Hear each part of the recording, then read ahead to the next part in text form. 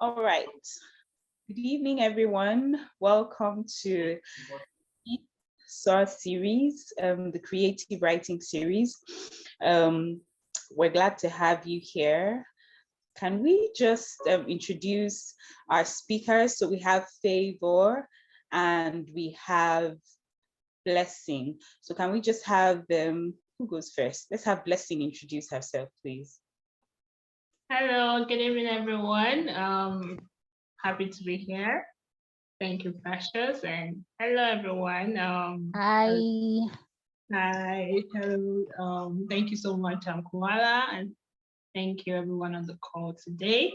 So my name is Blessing Okoro. I am an MBA graduate with over 8 years of experience across diverse industries, from communications to financial services, and even tech in recent years. I work as a brand communications consultant. I offer digital media and branding services to my clients across Africa, Europe, and North America. And in the creative space, I'm a professional writer, an author, and a blogger. I published my first book titled It Told Us to Dream in 2017, in November 2017, and my second book in 2023, titled I Will Tell You When I Write About It. My love for storytelling came at a really young age, at about the age of 11 when I wrote my first poem, and I've written consistently over the years by the grace of God.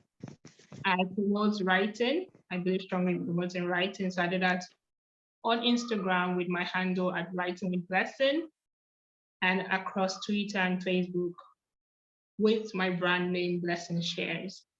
In 2022, I started a community for writers called We Write Together to encourage blogging, book publishing, and consistent writing.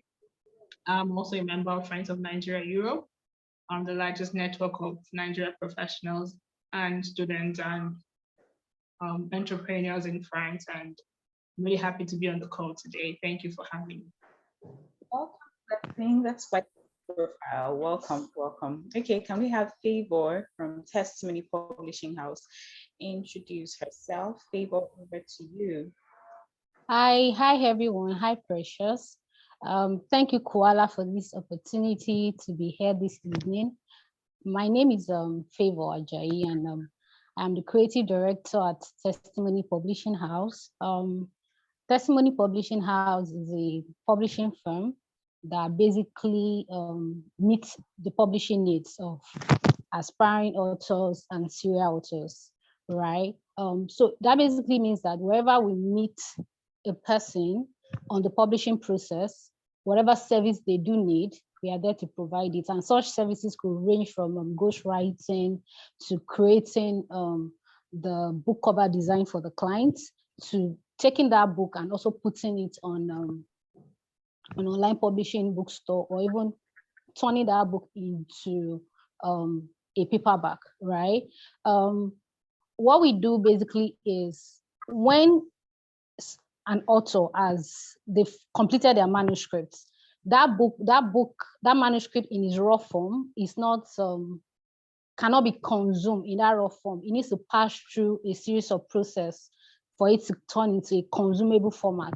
So that's where Testimony Publishing House comes in, and then we take that raw document that was handed over to us, we turn it into something that can be consumed by the audience, and to the satisfaction of the clients. And over the years, we've worked with clients in over at least like 5 continents, ranging from Africa to the United States, to the United Kingdom, United Arab Emirates. With the most recent client we work with is actually an 8-year-old boy who resides in the United Kingdom with his mom. It was an illustration. So we created the illustration, turned it into an illustrated book, and got it published for him on Amazon. And just days ago, the mom sent me pictures of the book that was delivered to them from Amazon, and it was such a joy getting to see that book completed, because it started from just an idea, just pictures, just drawings, and then it's now like a solid form that can be held and can go ahead to impact others. Also, I'm also a writing coach, and over the years, I've helped at least over 1,000 people to be able to turn their knowledge, their expertise, their experience into books. Because I discovered that a lot of people have knowledge, they have experiences, and then they want to. There's that need for them to turn such into book, but they don't even know where to start from. Some can't even commit to the process.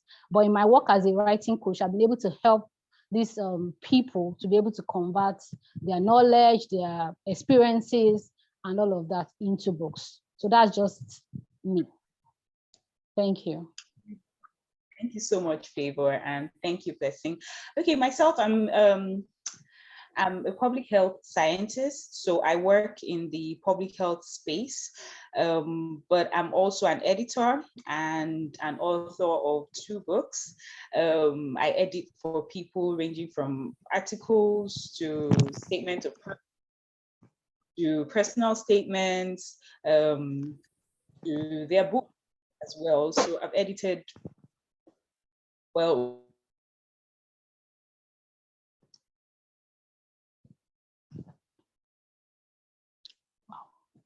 I think we lost Precious. Yeah, it seems that network. Yeah, it's kind of frozen. It is. I think you can give her a few minutes to come back. Yeah, let's just give her a few minutes to come back. Thank 100, you. 150 books and articles. But editing really, it's like a side business. People's written work.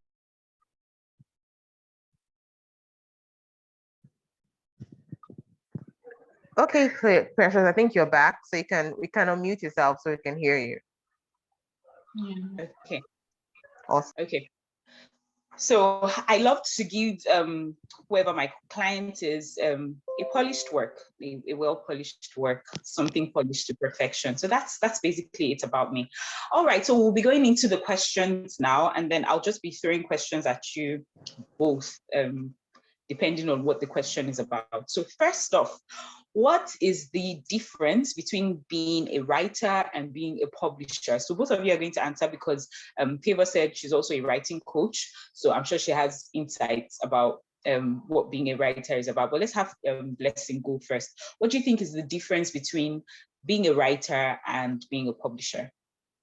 Okay, so the question is a very good one. So being a writer is one a creative that creates, as you were, something from nothing in terms of written words. So the final product of a writer's work or art, as it were, because writing is also an art, are written words. So the written words in form of articles, in form of books, in form of even columns or in a magazine, in form of blog posts. So these are the examples of some of the things that a writer would write.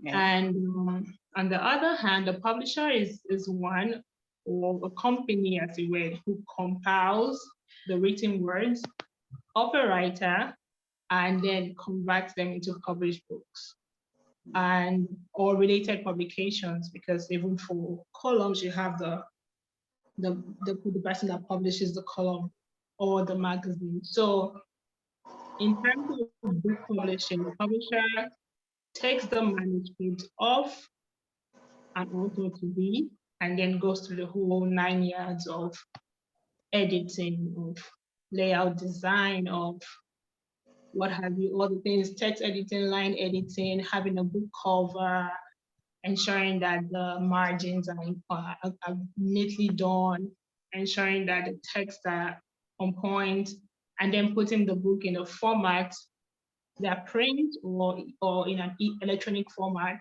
for the public to literally have and read. So that's the work of a publisher. We have a host of publishers. We have Westbrook Press, based in the US. We have Warrital, based here in Nigeria, and a host of independent publishers. So the publishing space is really large. It's more of the final product of what the writer has done. So that's the difference between the writer and the publisher. Yeah. Okay. Okay, can we hear from Favour? What do you think the difference between a writer and a publisher is? Okay. Especially from your point of view as a publisher. So writers, basically, they create the content, they create the book, they package the whether it's the knowledge or is the experience or whatever it is that needs to be put into a book, they put it together through their creative effort. That's what writers do. Now, publishers are they are the vehicles that take that published work and take it to the end users, being the audience, right? Because for most writers, at that point when they finish writing their book, that's where it stops. That's where the publisher now picks it up and then now find a way to put it in the most appropriate format to get it to the endpoint user, right? And sometimes also the job of the publisher to be able to tell the writer that, oh, this book you've written, there's a need for you to add, oh, you've written a book, there's a need for you to add a workbook, right? Because your target audience, right, they are going to do better when they have a workbook, like an action booklet that can tell them like the key points to draw on, how to take actions on it. Sometimes it's also the job of the publisher to be able to like give, to be able to like create a marketing plan for the writer.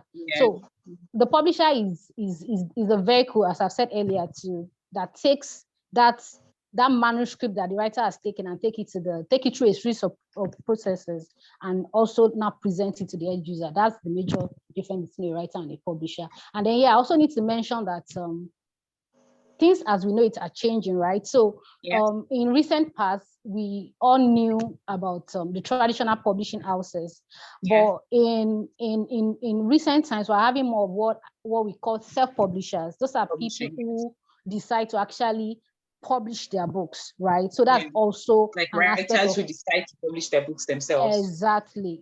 So those are also publishers. So that's it. Okay. Beautiful. Okay, so why should whoever it is that is listening to us right now, why should they consider building a career or a business in the creative subsector? Why did you consider going into publishing yourself? Okay, so my story was what I call God incidents, right? I never was publishing was never something, or being a writing coach was never something I planned to do. It was something that I just more like God led me into. So it started there about a few years ago. I joined an online course, and then after we joined the online course, then we were told that one of the criteria to graduate from that online course was for us to submit a book project, amongst other things, right? And so I had to buckle up. I had to like I had to deliver. But that awakened that desire in me, and then from that my experience, being able to actually like being able to put, it was my memoir, my life story up until that point, being able to put all of that into a book. I'm like, okay, other people would love to do. So I started teaching that. I did that for like about 2 years. And then in October 2021, God instructed me that, okay, it was time to start putting structures. And one of the first instructions was like, okay, register this company with the Corporate Affairs Commission. And that's where Testimony Publishing House started from, right? Now, why should anyone consider being a publisher? It's a very valid consideration because it's one of the easiest ways for anyone to begin the journey of what I call the 3 highs, which is income, impact, and influence, right? So if you want to build influence, if you want to be someone of impact, if you want to make a lot of money, and I know that like we're all about the bag, so you should definitely consider being a publisher, right? When I say influence, what I mean is, so when you're a publisher, right, you have people depending on you to be able to give them valid, objective feedback on their book, right? That's an influence that is unmeasurable, so to say, right? Because it means that what you say, your feedback, has an impact to affect their finished products, right? And then being part of someone's journey of creating a product, a book that has the ability to have far-reaching impact even after they are gone. That's impact, and of course, I've already explained about money. So Beautiful. Thank you very much. So, Blessing, why should anyone consider building a career in writing or in the creative subsector as a whole? Okay, so I would start by saying, if you want to change the world, pick up your pen and write. What Max Milton said that, and why that quote is the legacy reward of writing and of publishing books. So books transcend individuals, they transcend generations, they go years after the author has passed on, as it were. So that legacy reward is one that is a solid reason to consider writing your books. For those that are interested in converting their stories into books, is a solid reward for putting out published works in form of books, in form of fictional books, non-fictional books, memoirs, poetry books. That's a solid reason to start in this creative subject of writing and publishing. And the other benefits flow from that reward, that you get to have your royalties flowing in from Amazon. Literally, Amazon pays you royalties. And then you get to I'm sorry? I said very important. That's very important. Very important, exactly. And then you get to promote your book, and your book serves as a platform for you as an author. So I've gone on book tours for my second book. I had a book tour in Paris. I had a book tour in Marseille. I'm going to have a book tour in Abuja.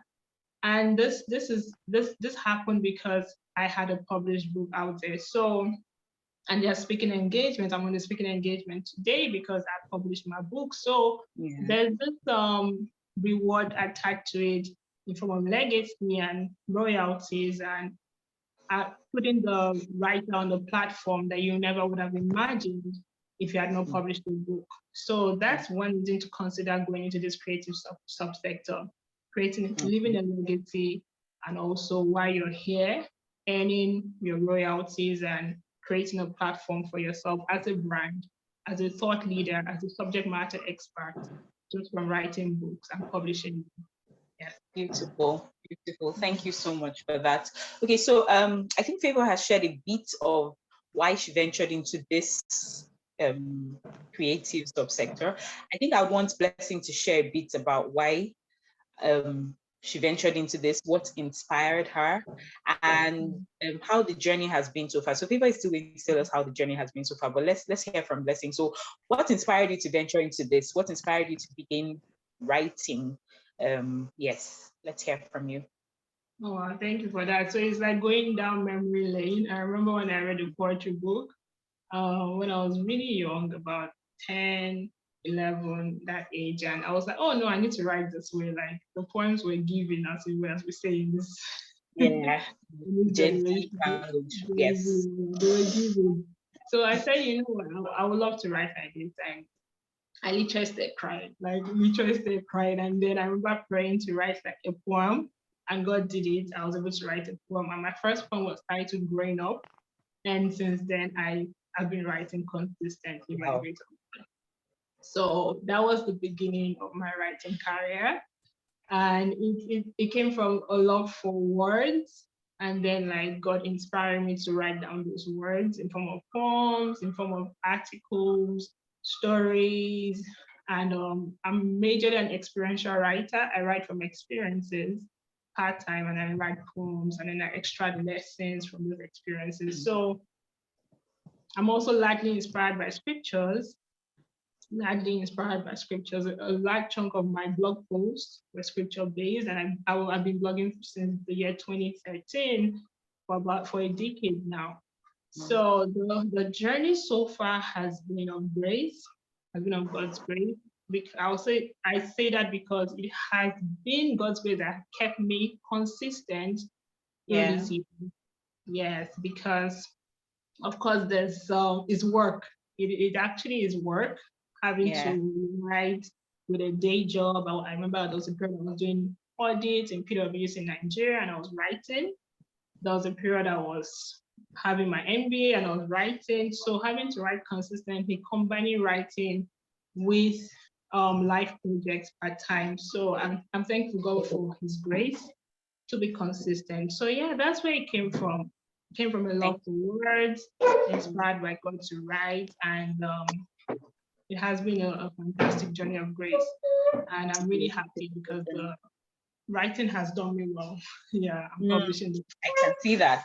I can see that. Okay, so Favour, how's the journey been so far? How's it been with Testimony Publishing House since you started up until now? How has it been? It's been a very interesting journey. It's been a journey of having to learn, relearn, people management. That's like a very vital thing I've had to learn, because for Testimony Publishing House right now, we are majorly an online platform, right? Okay. So, and if you're going to run an organization, it's not a one-man business. You need to have a team that you're working with. So I've had to like learn how to manage people of different temperaments, people relating with people virtually. And then in terms of clients, I've learned how to, I've had to like learn people management, how you're going to relate with an HN high net worth individual. It's not the same way you're going to have to relate with someone who doesn't have as much income, because an HN high doesn't have as much time to spare. So it means that whatever time they give to you, you have to like get as much information that you actually need for their projects. But whatever little time they give you, means that you have to make the best use of it, get as much information as you want from it, because the next time you need that, they might not be available, right? So I've had to learn people management, from managing my team to managing my clients, and it's been hugely rewarding. Beyond the monetary benefit is that joy of knowing that I was part of this person's success. I find it even more rewarding when it's a project that we started from like the very beginning, right? Like so I have like different clients. There are some clients that we start from ideation, right? So we start from ideation, we help them ghostwrite their book, internal layout, book cover, editing, the whole process. And then at the end, to be able to see that physical book, like knowing that I was part of this, and knowing that that book, and knowing that book has the ability to be able to impact generations, even when I or the author are no longer here. It's simply like, it's incredible. So it's been rewarding. So beautiful, so beautiful. Thank you so much for sharing that. All right, so we know that technology keeps advancing, and as time goes on, we keep hearing of new things that are coming into our world. So with respect to the writing and publishing space, what do you think that technological innovations like AI-generated platforms, chatbots, ChatGPT, what do you think the future of writing and publishing will be with respect to these technological innovations that keep coming? Okay, I should go first. Okay, yes, please. Please go first. So when it comes to artificial intelligence, it all depends on how the user position themselves, right? And one very good way of positioning yourself is for you to learn how it works. There's something called the first mover advantage, right?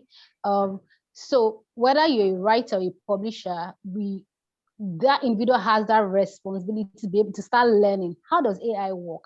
How can I use it for more productivity? How can I do less for like efficiency, effectiveness? How can I do like more with less, right? So it's all about positioning, right? But one of the ways I see artificial intelligence helping, whether you're a writer or you're a publisher, is with automated content creation.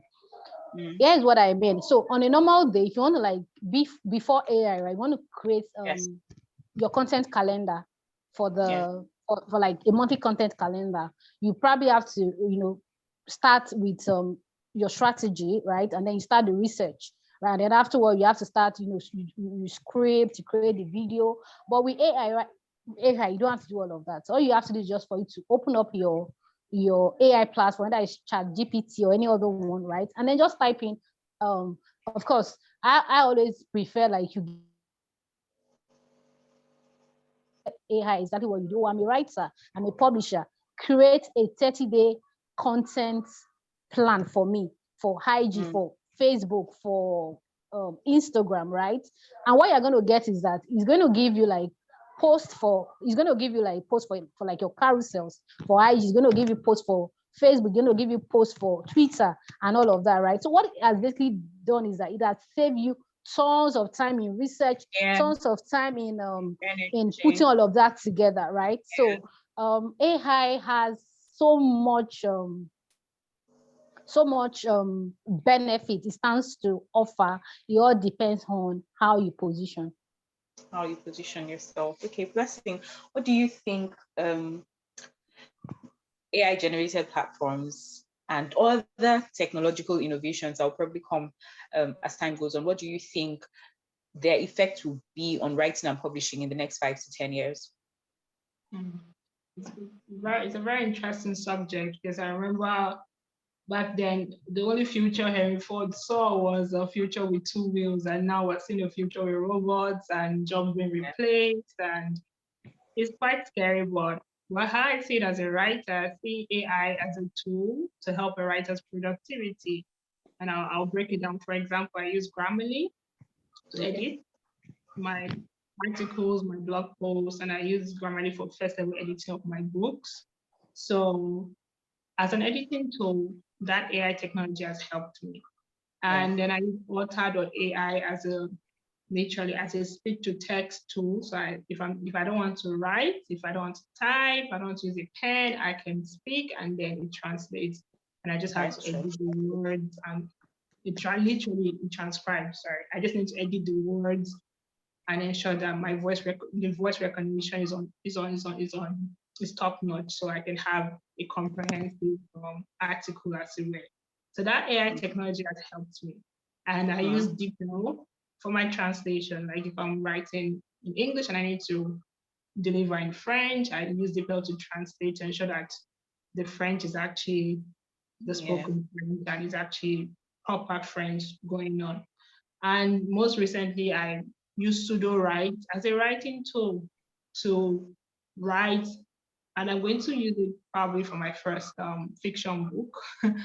And look at that, that's what AI, the whole technology has done for us. So I see it as a productivity tool for a writer. And for those that are saying, you know what's AI going to do to us? It's going to replace copywriters, it's going to replace ghostwriters, it's going to replace content writers. Not essentially. It depends on what you allow the technology to do for you. So it's a case of the work is still the work. The content writers are still going to have the job of doing their content writing. So what you need to do as a content writer is to use AI to improve your productivity, as it were. So that's the future I see in the next 5 to 10 years, like reduce time in churning out articles and books and written copies, and of course, reduce time in publishing those books. So AI is here to help us, and we just need to ensure that it really does the helping part, increases our productivity. So that's how I see it. Okay, I'm just going to chip this in. I'm just going to ask quickly, in like one minute to 2 minutes. So what would you say about the flip side of AI? Everything has the pros and the cons, right? So what would you say about the flip side of AI, where people who are not necessarily writers, who are just in it for the money, really, and they're looking for a very fast and efficient way to churn out a book, a write-up, an article, just so that they can get money? That could be an obstacle to people who are genuine writers, because I mean, those people get to churn out those things and then they get to sell even faster sometimes than the genuine writers. So what would you say to that?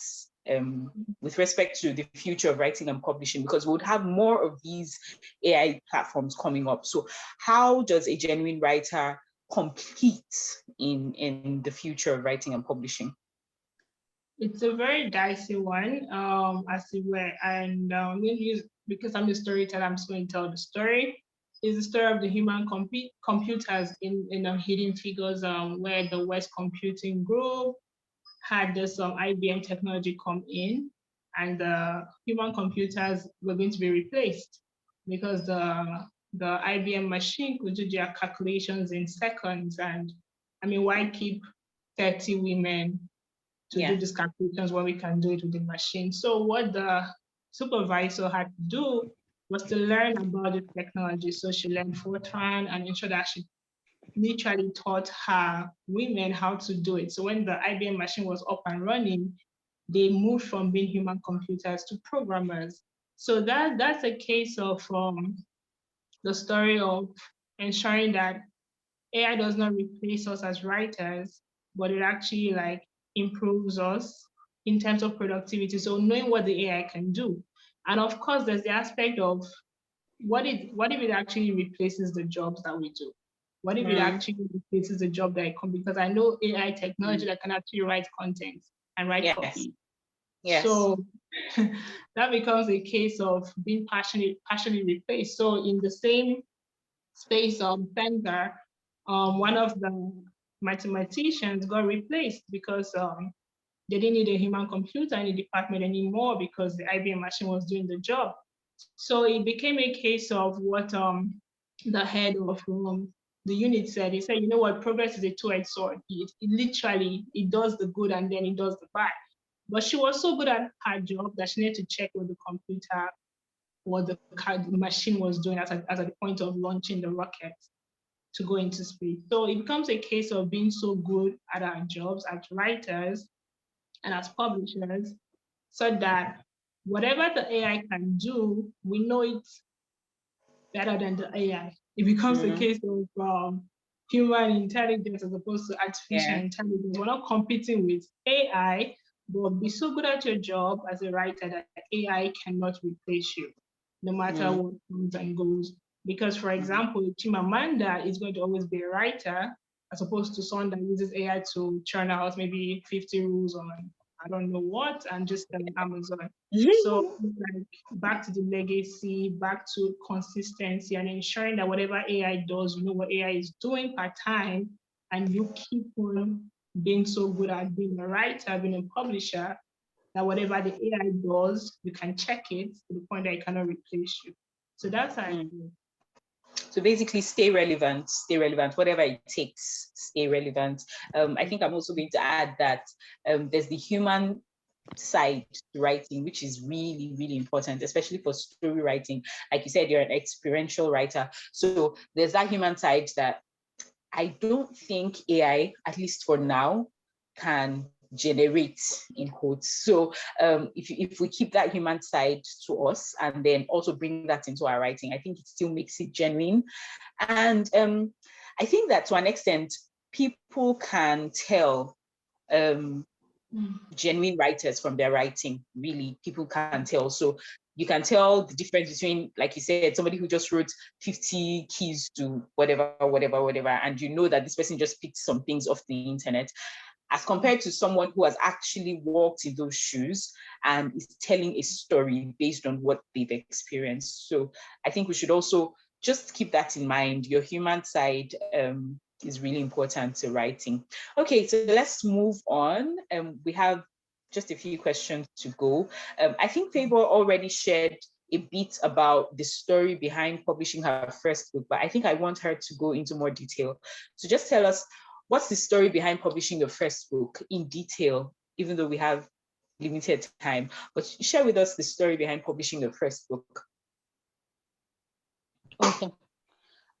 So I wrote my first book out of the need to graduate. I enrolled for an online course, and then after joining, they eat us with all the like you have to do this, you have to do that before you can graduate. And one of those requirements was you need a book project, right? Prior to that, I'd never written a book before, but thankfully they told us to write a book, but they didn't tell us the kind of book to write. So I thought about what can I write, and I'm like, okay, let me write my memoir, right? A memoir as compared to like an an autobiography is just the story of your life, whether within like a period of time or a particular event that happened in your life. So I just wrote the story of my life from there to like post NYSC, right? It was an interesting journey. It was I sat down, it was just a night, and I wrote everything. So afterwards I had to type. I remember my brother did the internal layout, use PowerPoint. And then I delegated, I outsourced the cover design. And so I had someone design it for me. And then I submitted the book project, and it was a surprise. It was a surprise that at the end of the day, my book project won the best book project for that course of that online course. So that was that was where, for me, that was where the whole love for writing came from, because because it's not like I didn't have a long time to do what I needed to do. The online course was for 30 days, and within that 30 days, I think we had maybe 7 days to produce a book project, right? So it simplified what writing was for me, because prior to then, when you hear of writers, as somebody is an author, you get this larger than life image in your mind. I'm like, okay, this is actually simple, right? If I can write a story about my life, it means that if I do decide to write a story about my knowledge or my experience or a topical issue, it means I can do that, right? So that is basically the story of why I wrote my first book. And yeah, it was just written, and so I've not gone ahead to publish it, but I've gone ahead to publish other books after that. And they are published on Seller and Amazon.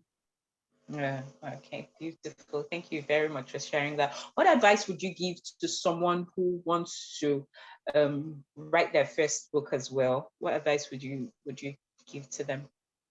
So to be able to advise, I'm going to revert back to my story, because I started reflecting like, okay, how was I able to do that? And I noticed that part of what worked for me was I had accountability.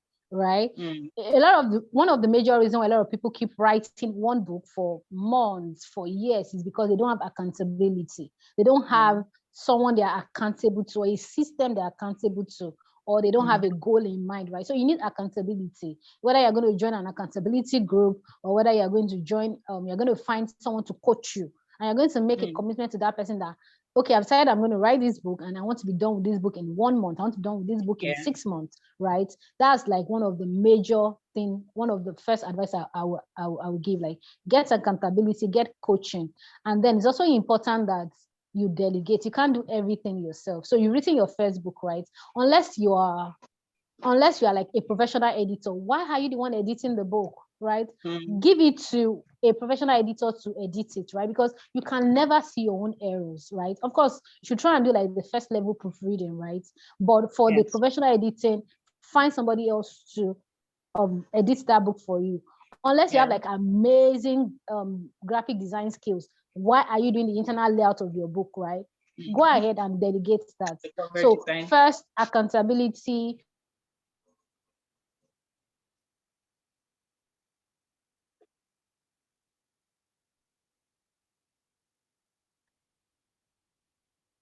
Okay. Hello, are you there? Okay, until she gets back, can we just go ahead? Then when she gets back, she'll finish up.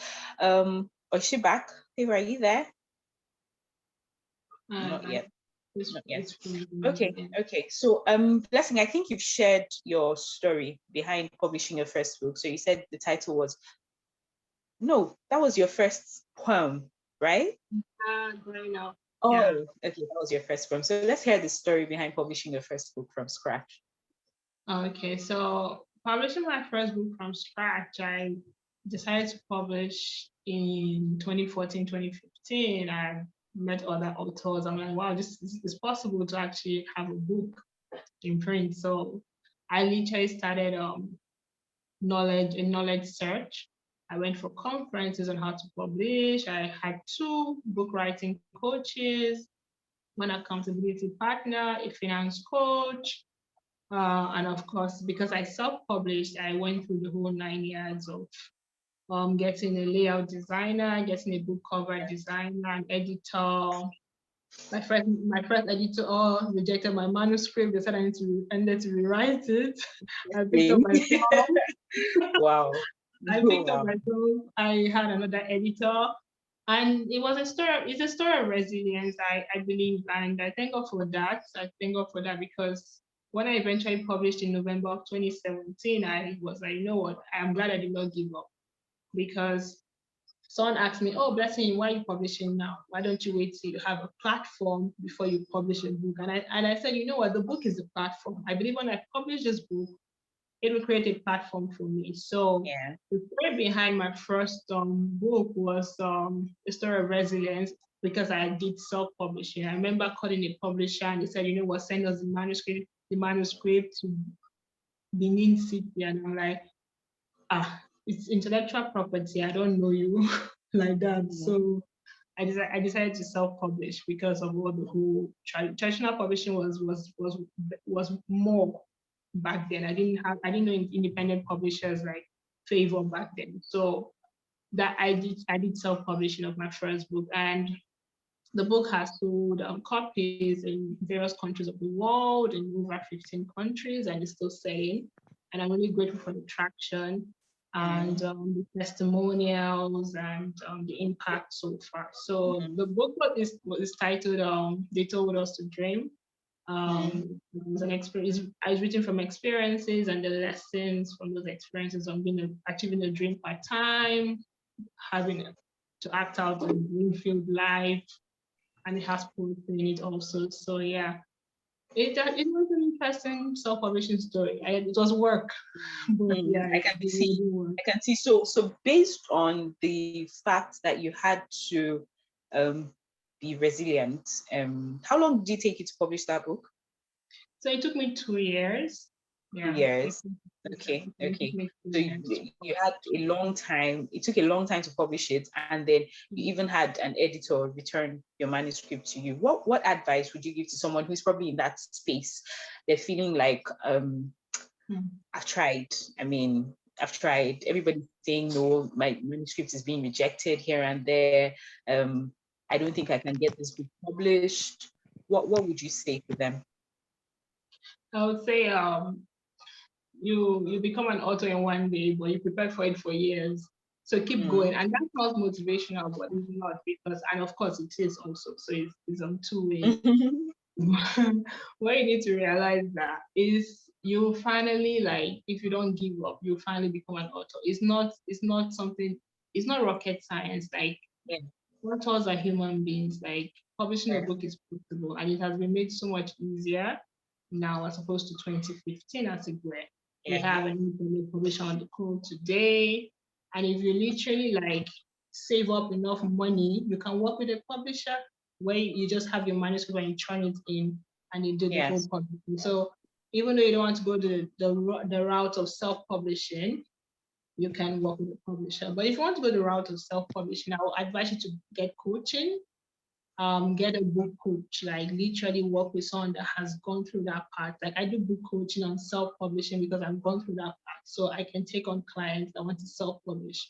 So get a coach that has gone through the part of self-publishing and then stick with your coach until you publish, because that's the goal. That's the job of a coach, to see you through until you publish. So coaching is like important. That's the advice I would give someone that wants to go through the self-publishing. Yeah. Thank you very much. Thank you very much. I think you shared a bit about how we can be relevant or how we can stay relevant. I mean, in this publishing and writing space. Is there any other thing you'd like to add to how we can stay relevant, especially with things changing, constantly changing? So how do you think a writer, or I'm not sure you'd be able to speak to the publishing space, but specifically a writer, how do you think a writer can stay relevant in the writing space? So let me speak to the writing, because that's what I've done consistently over the years. How have I stayed relevant? I created a system that has enabled me to write. So that's that's the advice I would give. Because every writer I know has trouble writing, according to Joseph Heller. Like literally, you think writers don't have trouble writing, but we actually do. So the solution to the trouble of writing is to create a system that works. And the foundation of that system could be blogging, it could be journaling, it could be a writing community. Why the foundation? You need to ensure that you write consistently.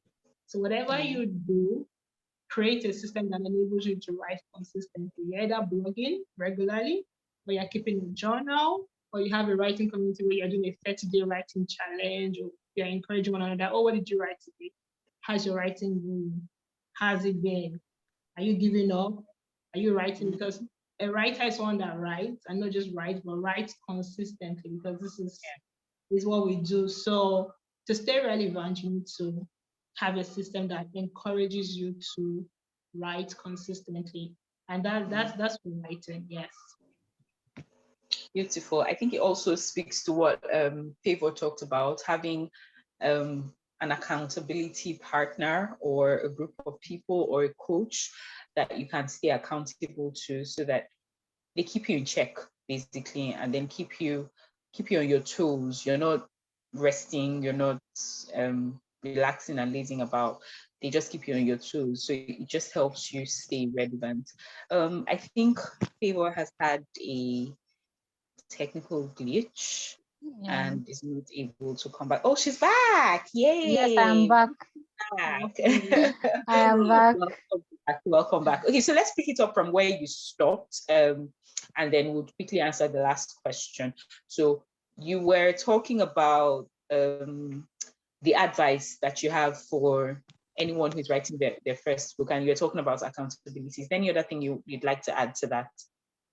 Yeah, so I'd spoken about that there's a need to be accountable, to find someone to be accountable to, a group of people to be accountable to, right? Because is what I call it the principle of the burning embers, right?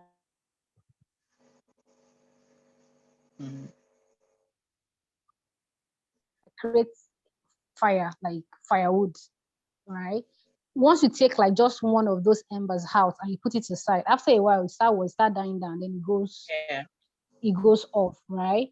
But when you put it back together, it keeps burning. That's what accountability does for you. Even when you want to relax, when you want to get tired, when you know that you have like a other group of people with you, right?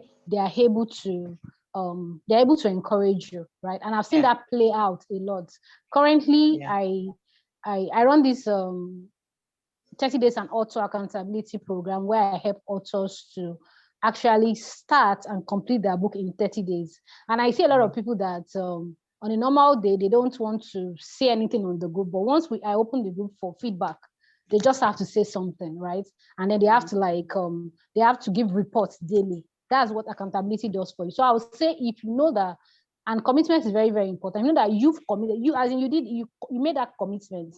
Nobody forced you. You decided that, I want to be an author. Do you understand? Yes.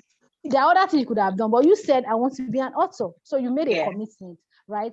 Get an accountability, join an accountability group, or find a coach to guide you through that process. And then as much as you can, try and delegate some of those, some of the processes. Don't try and take on everything yourself. You can't do everything.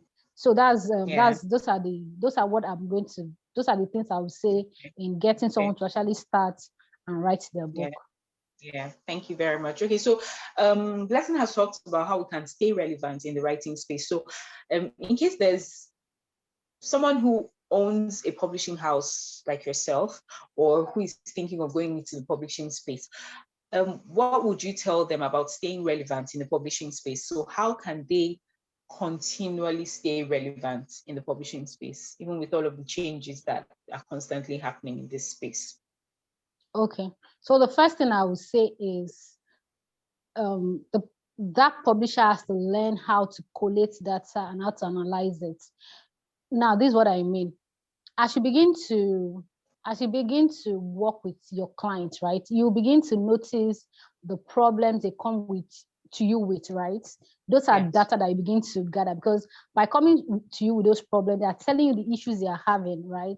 So over a period of time, you need to pay attention to their problems, because it's by solving problems, by sometimes even preempting problems, that's how you stay relevant, right? So you need to learn how to collate data from your audience and be able to analyze data and be able to see how you can use that to better your processes, how you can use that to create better product, better service offerings for your audience. That's one. Then two, you need to stay abreast of global trends, right? I like to assume that you don't want to run a local company, you want to run a global organization, an organization such that someone in America can contact you and they feel comfortable working with you because they can see your systems, they can see your structures. So you need to stay abreast of what is happening globally in your industry.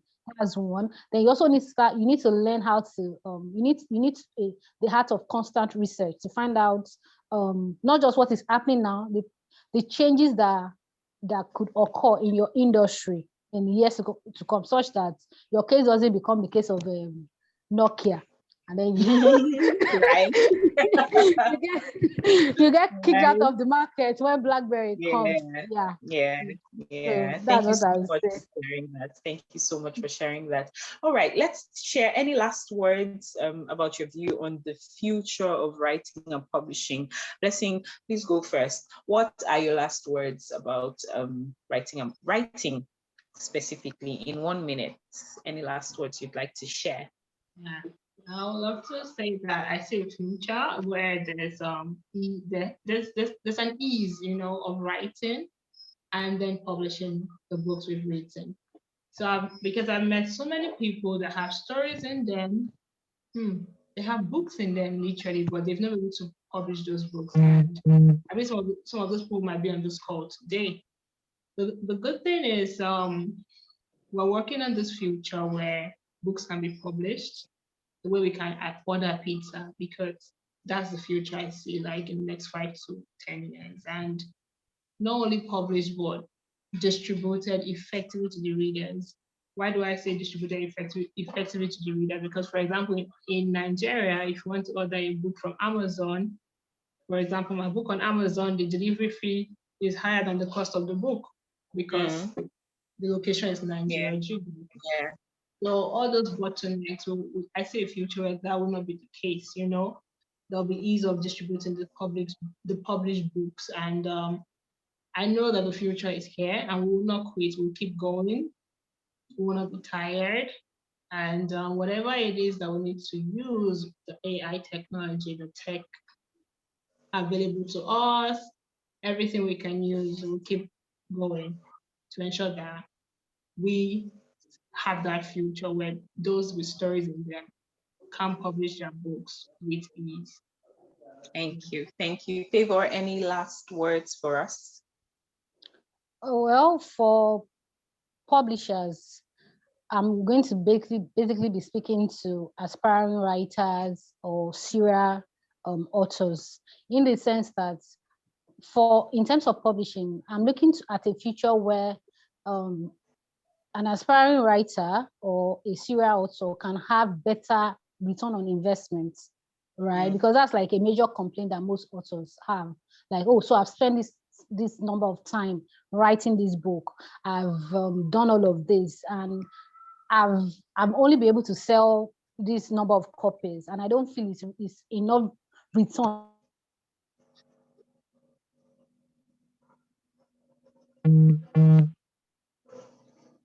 on my investments. So where aspiring writers got better, where there's even a way for them to have a guarantee ROI, where you can say, okay, I can launch this book, and I know that in the next 1 year I can earn a $12,000, or I can earn a $15,000. Right now is rare except maybe you're publishing with like a traditional, like an established traditional publishing house. They give you like a publishing deal.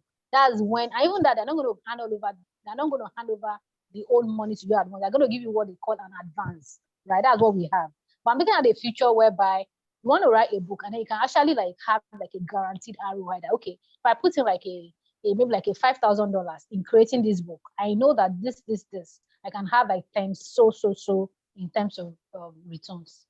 Yeah.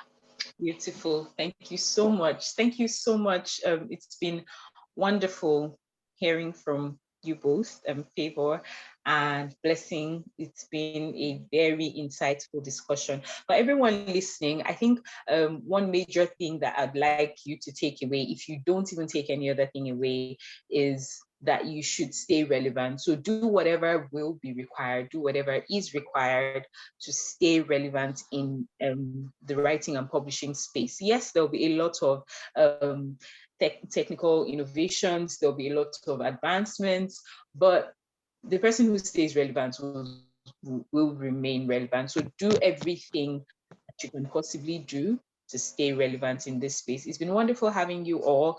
Do have a wonderful, wonderful night. God bless you. Thank you so much. Bye. Thank you, Thanks, Koala. ladies. Thanks for Yeah. being there. I appreciate it. Thank Blessing, you, we made you a everyone. host. Thank you. Thank We made you a host you. by mistake, so you have to end this for us. Blessing, we made you a host, so please end this Oh, for wow. us. All The right. rest of Thank you the very Good much, night, everyone. Good everyone. night. Yeah. Good We stay in the Night. clouds, don't worry. Thank you. But you I get the next week. yeah. Yes, it's saving in the clouds. So that was a problem, no problem. Thanks, Precious. I appreciate it. Thank Thank you, you. Lesson. Thank you. God Thank bless you. you guys. Everyone. Bye. Thank you. Bye. Thank you, Carla.